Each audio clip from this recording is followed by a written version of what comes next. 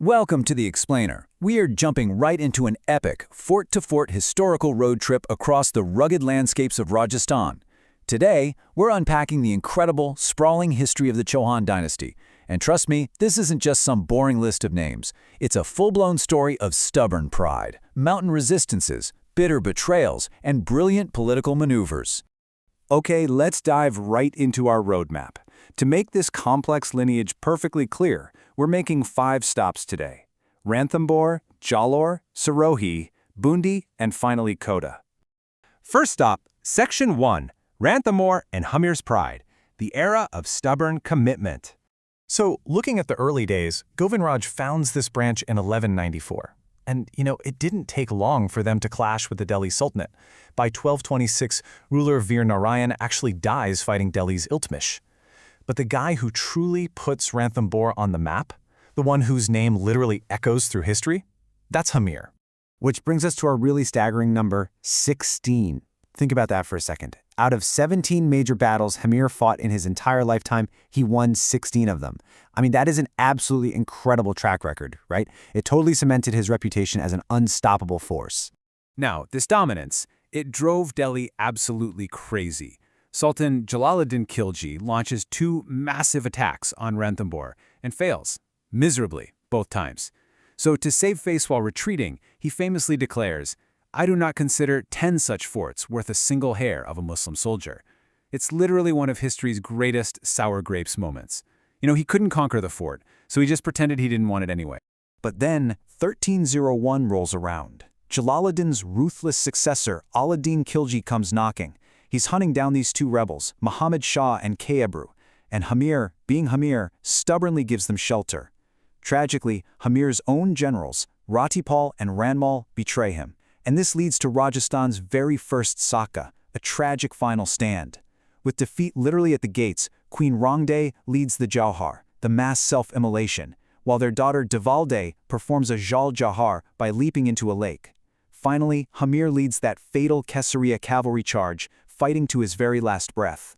When that mighty fort finally fell, the famous poet Amir Khusro, who was actually traveling with the invading army, dramatically declared, "Today the house of Kufr has become the house of Islam." It was a devastating victory for Khilji, though, especially since it cost him the life of his top general, Nusrat Khan, right there in the siege. Because of all this, Hamir's legendary stubbornness, his hot, made him an absolute literary icon. Let's do a rapid-fire pop quiz on Ranthambore literature. Hamir himself wrote Shringar Har. Naya Chandra Suri gave us the Hamir Mahakavya. Jodraj wrote the Hamir Raso in the local Ahirwati dialect. And Chandrasekhar penned Hamir Hat. It's kind of like that famous Salman Khan movie quote, "Once I make a commitment, I don't even listen to myself." Well, hundreds of years ago, Hamir was literally the first guy to live by that rule. All right, let's see how this builds out the story. Section 2, Jalore's Songara Chauhans, the mountain resistance. So Jalore Fort sat high up on the Sangiri Hill, which is exactly why this sub-branch, founded by Kirtipal, is called the Songara Chauhans. And wow, they were fierce. Remember Iltutmish from Delhi, the guy who killed the early Ranthambore king? Well, the Jalore ruler Uday Singh actually struck back, totally defeating Iltutmish and capturing Mandore and Nadal. Then we get Chachi Dev. This guy wasn't just a king, he claimed the grand title Maharajadiraj. To put it in modern terms, think of him like an absolute boss from a show like Mirzapur, total power, total untouchability. The Delhi sultans back then, Nasiruddin Mahmud and Balban, were so incredibly intimidated they wouldn't even glance in Jalore's direction. But, surprise, surprise, Alauddin Khilji eventually shows up to ruin the peace again. He launches this relentless 2-part campaign against Jalore's king Kanadev. First, in 1308, Khilji hits the outpost of Siwana that led to a tragic Saka by Kanadev's nephews, Satal and Som, and Khilji renamed the place Karabad. Then, fast forward to 1311, he besieges Jalore itself. Kanadev and his son Viramdev fight to the bitter end, and the fort gets renamed Jalalabad. Now that 1311 fall of Jalore, it involved a really shocking betrayal.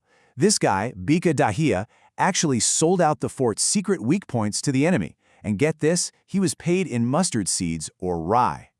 When he goes home and brags to his wife, Hira, about his newfound wealth and treason, well, she is absolutely disgusted. Choosing ultimate loyalty to her kingdom over her treacherous husband, Hira literally executed him herself. That legendary resistance by the father and son, Kanhadev and Viramdev, definitely left a mark. Hundreds of years later, writer Padmanabh cemented the whole saga by writing two historical masterpieces. We've got Kanhada Prabandh, focusing on King Kanadev, and Viramdev Songarari Vat, focusing on his heroic son. Moving on to Section 3, Sirohi's Deora Dynasty, exploring the mountain warriors and late treaties. Sirohi has this really fascinating arc. This branch was originally founded by Lumba, and then by 1425, King Sahasmal founds the actual city of Sirohi. And these guys stayed fiercely independent for a long time. In fact, if we jump way ahead, King Shiv Singh was the very last ruler in all of Rajasthan to sign a treaty with the British in 1823. Everyone else had already folded. But the true crown jewel of Sirohi's history is Rao Surtan. In 1583, at the Battle of Datani, he pulls off the unthinkable. He actually defeats Emperor Akbar's mighty Mughal forces. I mean, that's huge. It's like acing the toughest, most competitive exam in the entire country. The great Maharana Pratap was so impressed he allied with him, and the famous poet Dursa Adaha wrote an entire biographical book praising him called Rao Surtan Rakavit. Okay, Section 4. Bundi's Hadar lineage, a shift into palaces, poetry, and politics. Now Bundi, which was founded by Deveya, eventually got incredibly messy politically. Just look at this bitter succession dispute between two brothers. On one side you have Dalail Singh, who was heavily backed by the powerful Sawai Jai Singh of Jaipur, and against him, Umed Singh. Well, Umed Singh gets so desperate to win the throne that he invites Maratha mercenaries into Rajasthan to fight for him. Big mistake. That terribly dangerous invitation permanently entangled the Marathas in Rajasthan's internal royal affairs. And that brings us to our final stop, Section 5, Kota, the separate kingdom, originally a Mughal reward. So Kota was actually carved right out of Bundi, and here's the crazy story of how. Mughal Prince Khurram, who you probably know as Shah Jahan, was once captured and thrown into a Bundi jail. The prince guarding him, Hari Singh, humiliated him terribly. He literally forced the future emperor to wear gungrus and dance all night. But another prince, Madho Singh, stepped in and treated Shah Jahan with kindness and respect. Years later, in 1631, Shah Jahan is emperor, and he remembers that kindness. As a massive reward, he tears Kota away from Bundi and makes Madho Singh its independent king.